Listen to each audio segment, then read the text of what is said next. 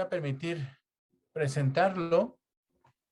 Él es el psicólogo, muchas gracias por el apoyo. El psicólogo César García Flores. Me va a permitir leer parte de su currículum.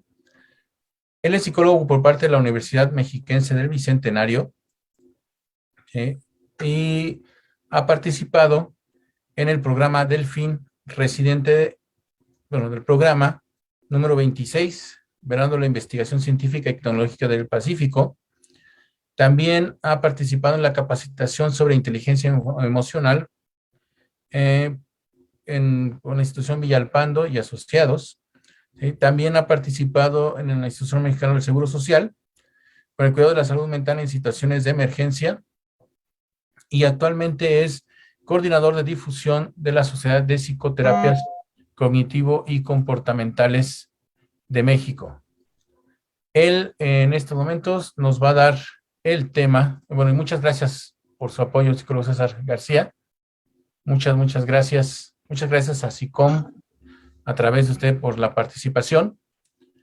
Y él nos va a hablar en esta ocasión sobre terapia cognitivo-conductual y esquizofrenia, uno de mis temas favoritos, que más me apasiona, he de reconocer.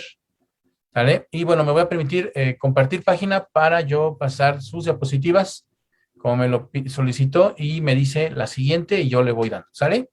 Claro, está bien.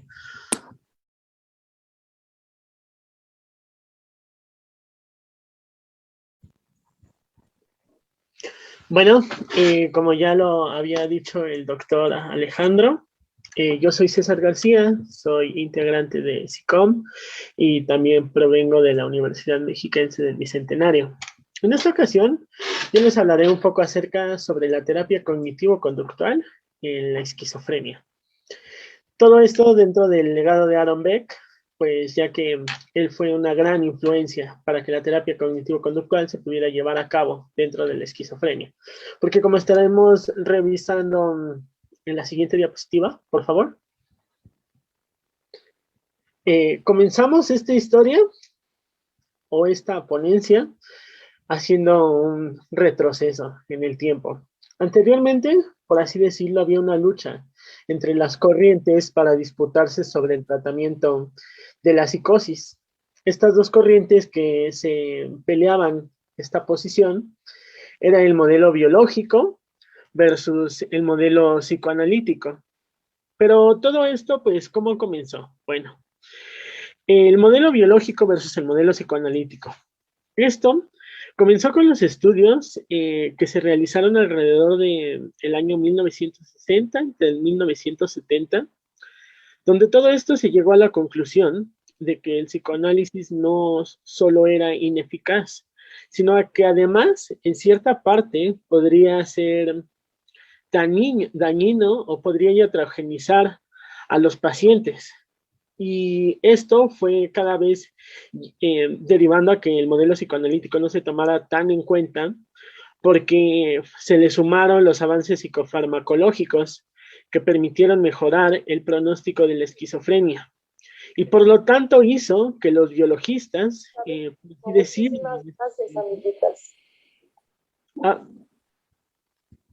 ¿hablaron?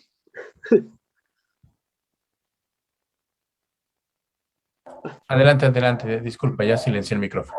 Ok, bueno, entonces me quedé en esta parte de que en ese momento los biologistas hasta cierto punto ganaron esta lucha, desestimando así todo valor de la psicoterapia dentro de la esquizofrenia. Y por lo tanto, se pasó a considerar una pérdida de tiempo hablar con los pacientes del contenido de sus delirios o alucinaciones. Y de este modo, poco a poco, mientras iban pasando más el tiempo, se fue abandonando la investigación y se redujo la literatura, pues que estaba centrada en este tema, hasta muchos años más tarde, en el que pues sale a la figura el psicólogo Aaron Beck, en donde encontró un campo propicio para introducirse a esta modalidad terapéutica dentro de la esquizofrenia, que es la siguiente diapositiva. Y bueno, Aquí vamos a hablar de cómo inició Aaron Beck en los estudios de la esquizofrenia. Tuvo un inicio muy particular. Normalmente se suele citar a Beck como el precursor del tratamiento de la esquizofrenia, ya que existen datos de acuerdo a, ay, no me acuerdo muy bien dónde lo leí, era en un libro, en donde decía que tuvo un abordaje de un paciente en el año de 1952. Este paciente se le trataba con un delirio resistente al tratamiento farmacológico, el cual consistía en algo muy curioso, porque el paciente decía que era espiado por el FBI, pero digámoslo que cuando se trataba de forma farmacológica no era tan eficaz que digamos.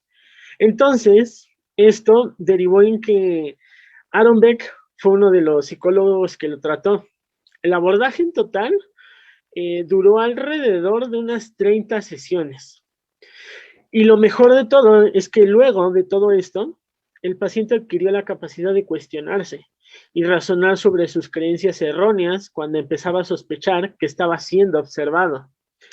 Esto entonces precisamente fue lo que hizo, o más que nada lo que dio pauta para que Aaron Beck empezara a tratar la terapia cognitivo-conductual dentro de la esquizofrenia, que es la siguiente diapositiva.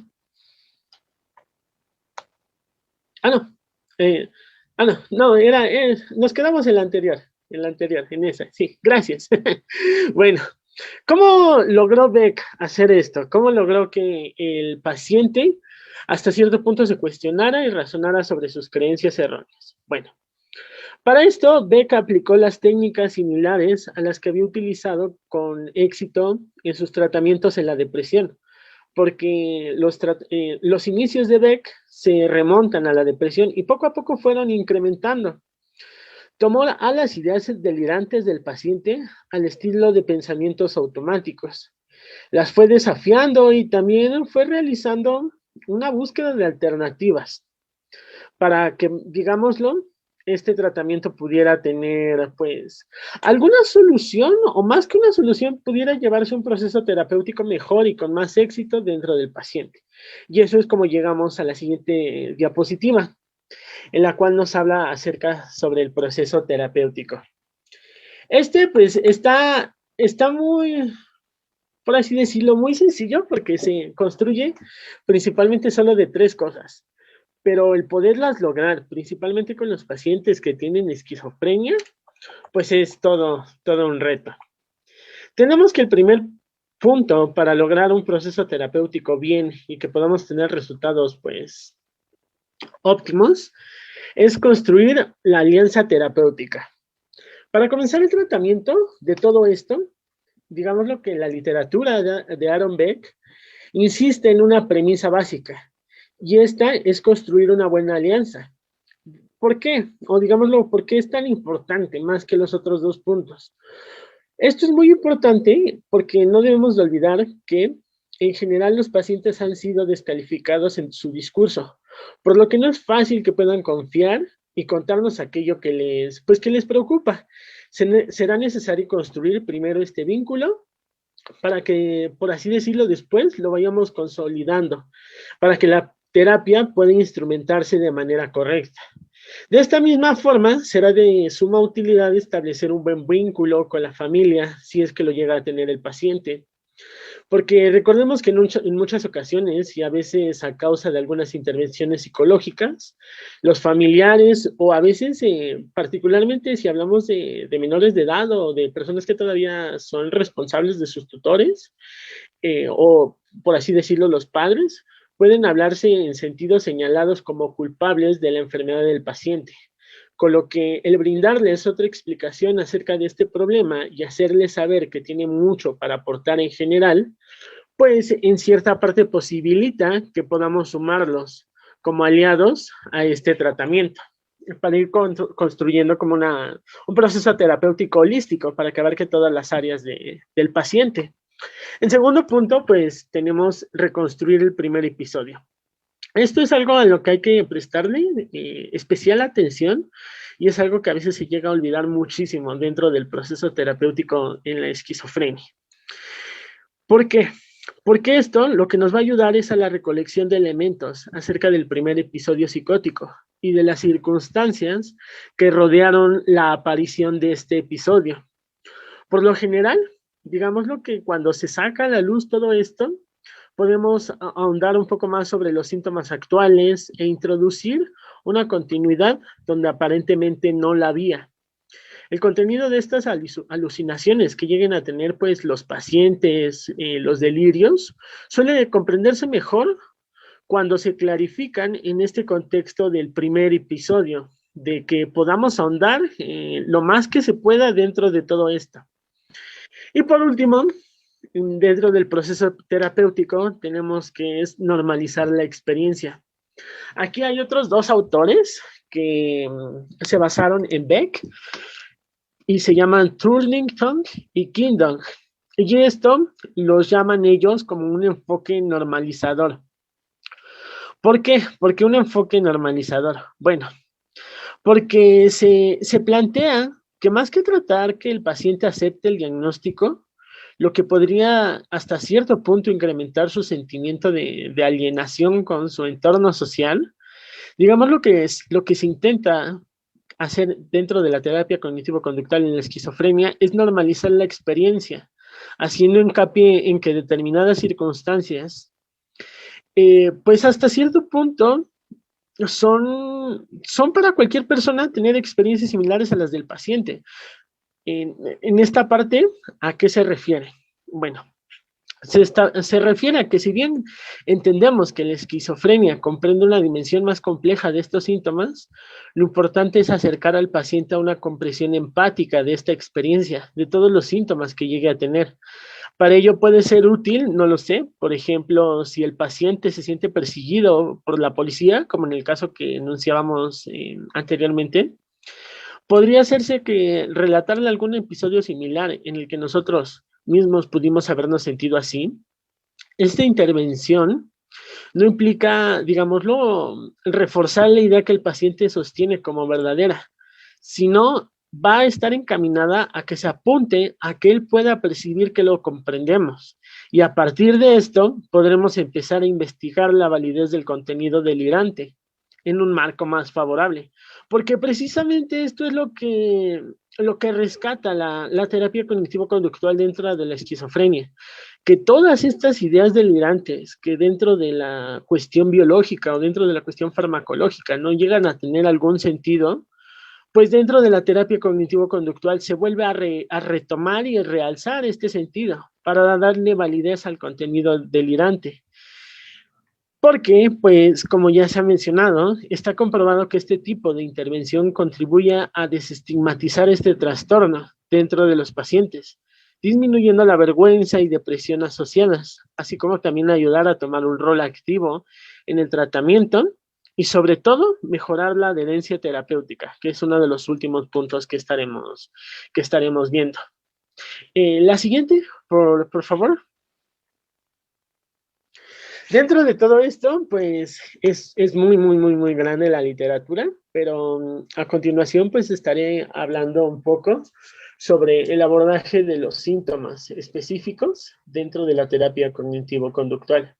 Y estos síntomas específicos están dirigidos principalmente a cuatro aspectos: a los delirios, a las alucinaciones, a las alteraciones del pensamiento y a los síntomas negativos que pues hasta cierto punto llegue a tener la persona.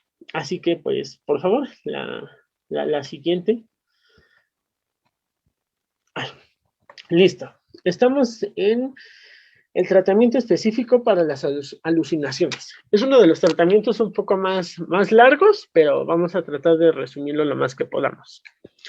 Dentro de todo esto hay algo muy fundamental, que es la hipótesis acerca de las alucinaciones. ¿Esto a qué se refiere? Bueno, si bien hay variadas hipótesis explicativas acerca de las alucinaciones, en general el consenso es que surgirán de la dificultad para discriminar estímulos internos de aquellos generados en el exterior del sujeto, Esto lo ayuda al sujeto hasta cierto punto para dar sus indicios a que pueda empezar a cuestionarse y a preguntarse sobre sus propios delirios.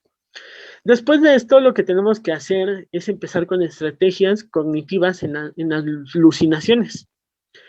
¿Por qué? Bueno, pues nos referimos principalmente, o a lo que se trata de referir la literatura de Beck, es a tratar las alucinaciones auditivas y en forma de voces, por ser las más frecuentes dentro de la esquizofrenia, y hasta cierto punto las que pueden llegar a generar más sufrimiento.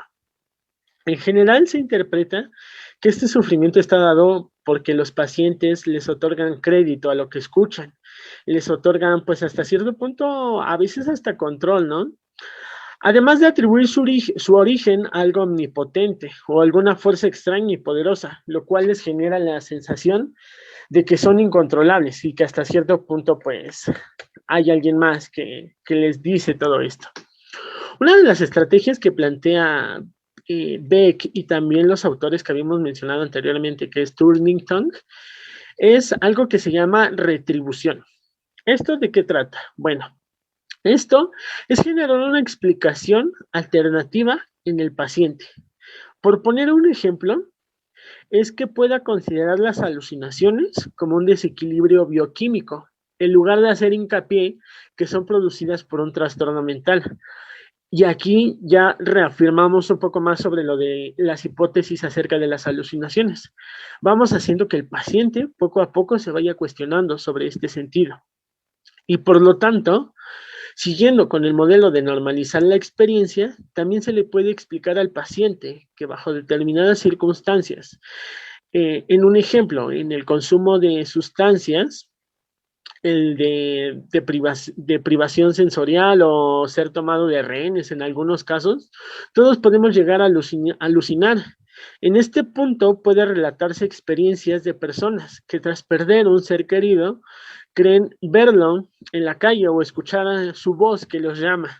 Y si vamos viendo hasta aquí, en estos pequeños 2 puntos, vamos viendo que todos los 3 puntos del proceso terapéutico se van cumpliendo, que es construir la alianza terapéutica, reconstruir el primer episodio y seguir normalizando la experiencia.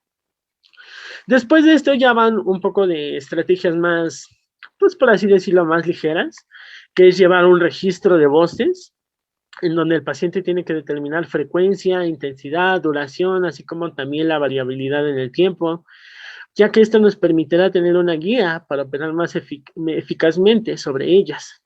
Después, detectar los estímulos que las disparan es algo que muchas veces se olvida dentro del proceso terapéutico. Y esto lo vamos a poder lograr tomando el modelo de vulnerabilidad, situaciones estresantes que podrían generar la aparición de dichos síntomas, por lo que será de utilidad poner en juego las estrategias que vamos a ir explicando. Después es establecer una conexión entre el elemento disparador y la reacción posterior, para ir terminando poco a poco a discutir sobre el contenido de las voces, que volvemos a retomarlo o volvemos a poner hincapié sobre esto. Esto es lo que diferencia el tratamiento farmacológico de la terapia cognitivo-conductual. Se le da un sentido ya a las alucinaciones que tienen a tener los sujetos, porque se considera que los pacientes dan crédito a las voces porque en general reflejan aspectos negativos que ellos tienen de sí mismos. En este sentido, podemos preguntar, por ejemplo, ¿cuándo cree usted en ellas? ¿A quién se las adjudica? Se procede de manera similar a la descripta de los delirios. Esto es buscar evidencias para desconfirmar esta manera de construir la realidad, a la vez que se introducen poco a poco, pues, alternativas posibles. La siguiente, por favor. Bueno, dentro de los tratamientos igual específicos, vamos con el tratamiento de alteraciones del pensamiento. Este es un poco más pequeño, pero es igual súper importante, que se centra en 4 puntos. Es la desorganización del pensamiento, el análisis de contenido de pensamientos, también clarificar neologismos o discurso desorganizado y desfocalizar y reconducir. Vamos a ir explicando una por una. Dentro de todo esto, tenemos que ver que aquí se unen otros dos autores, que todo esto sigue yendo o sigue dirigiéndose desde el legado de Beck, que se llama Harrow y Prosen, si no más recuerdo. Estos autores plantean que todo lo que aparece como incomprensible tiene importancia en la historia del paciente o situación actual y que es necesario aclararlo. Todo esto, ¿por qué? Porque el análisis del contenido de los pensamientos alterados con frecuencia marca una variedad de temas interconectados. Y este es como el deber del terapeuta, de que todos estos temas interconectados, irlos interactuando, irlos conectando poco a poco. Porque para Beck, los síntomas de desorganización del pensamiento se deberían no solo a déficits neurocognitivos, sino también, algo muy fundamental, es a la dificultad en los recursos para mantener un encuadre, siguiendo las reglas de la comunicación, así como la dificultad para inhibir ideas intrusivas. Y para esto, nuevamente desde los planteos de Turlington y Kingdon, se debe de trabajar en clarificar neologismos o discurso desorganizado, ya que se interpreta que esto, pues hasta cierto punto se debería a que el discurso contiene palabras que aparecen sin un orden lógico y que es necesario descifrar con el paciente el significado que tienen para este, desde el sentido de la propia persona. Y después es refocalizar y reconducir todo el discurso, ya que a su vez el paciente comienza a dirigirlo en distintas direcciones que le causen menos angustia. Y la siguiente, por favor. Bueno, dentro de las estrategias cognitivas en síntomas negativos, tenemos que se debe de disminuir el estrés, redefinición mental, ahí se me equivoqué, agenda de actividades y aumentar la motivación personal.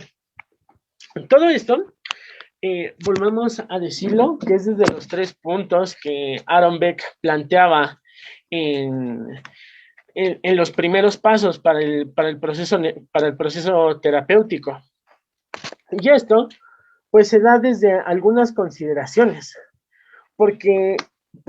Bueno, porque la aplicación de los principios de la terapia para el abordaje de los síntomas centrales asociados en síntomas negativos y desorganizaciones tiene que hacerse pues con bastante cuidado. Y vamos a irlos explicando poco a poco.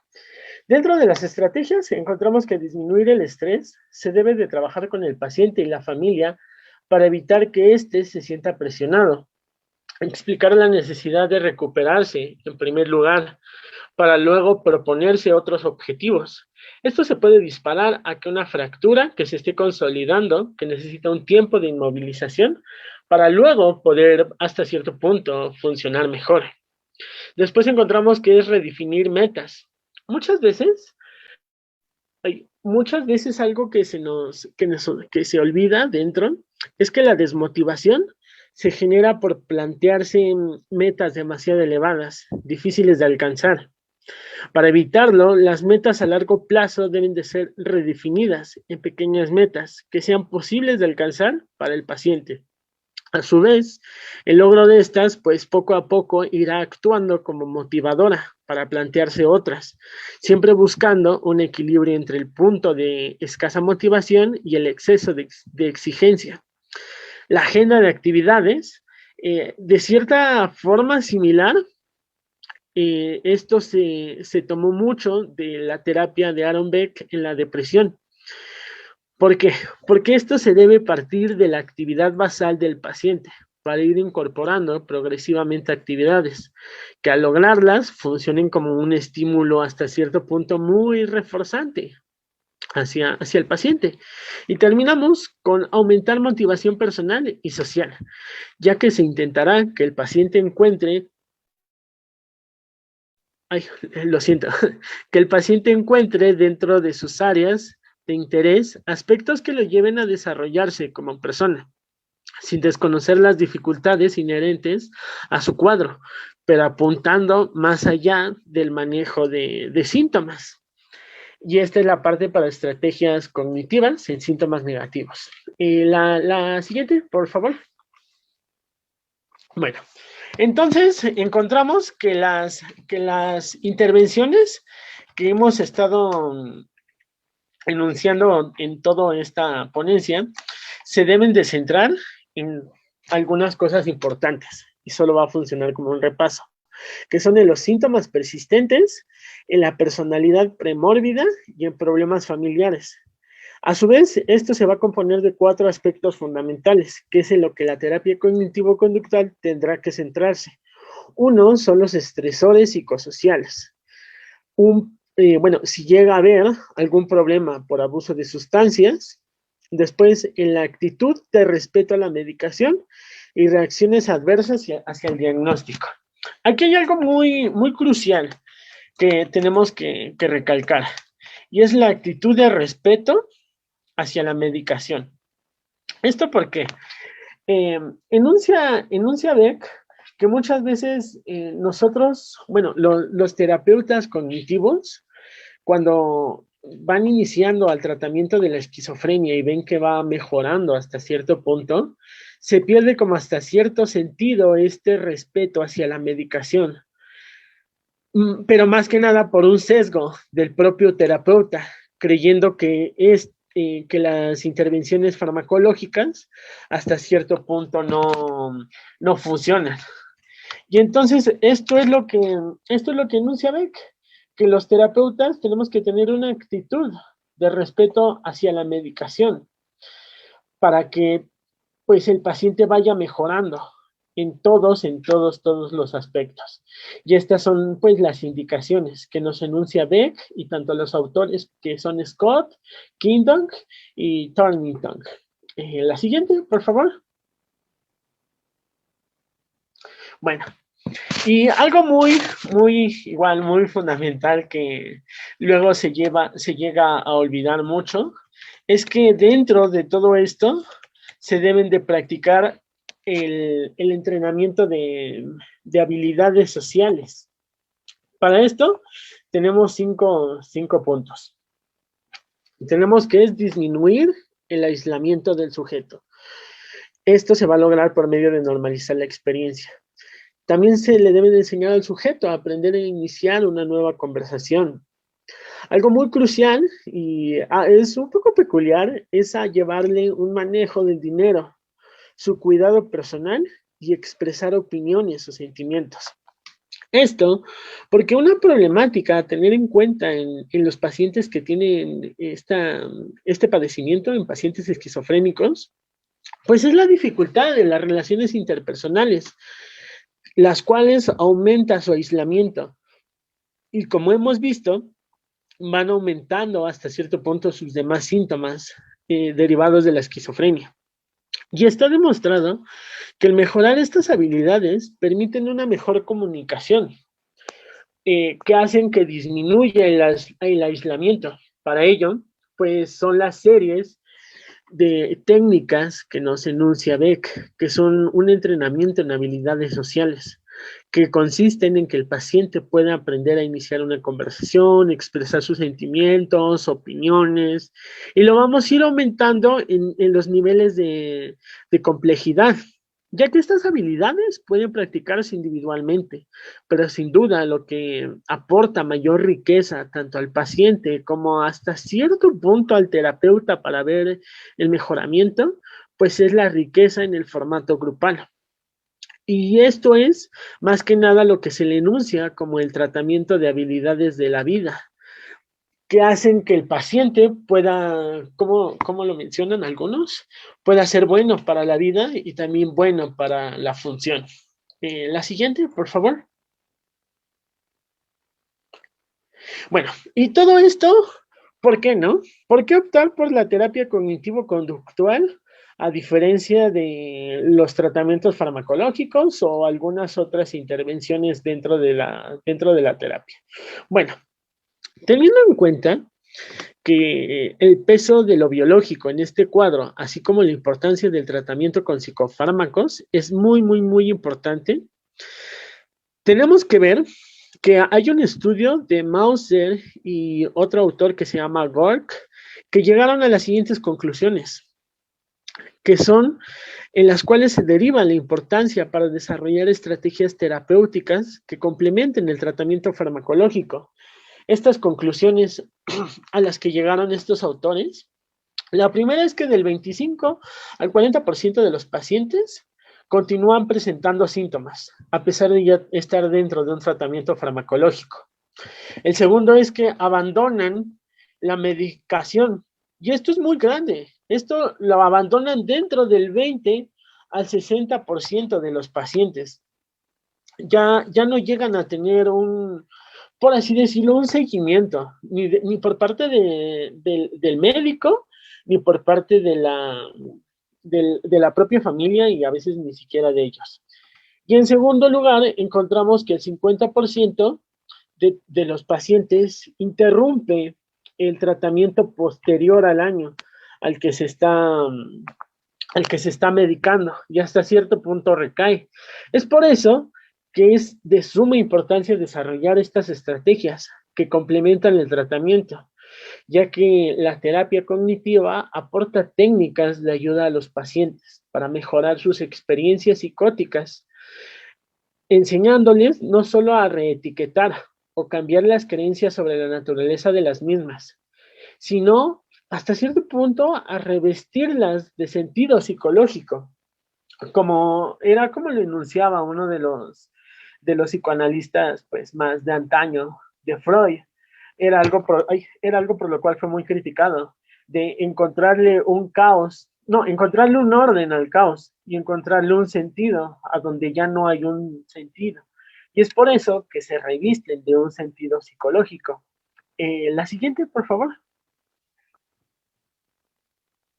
Bueno, y finalmente, ya casi para ir acabando, pues, ¿cuáles son nuestras conclusiones de todo esto? Bueno, si bien existe una diversidad de cuadros dentro del campo de la psicosis y diferencias en la severidad de las mismas, la aplicación de la terapia cognitivo-conductual, basándonos en la evidencia y en los estudios, ha mostrado resultados muy prometedores en el tratamiento de la esquizofrenia, tanto en la reducción de los síntomas negativos y en la relación a la disminución de recaídas.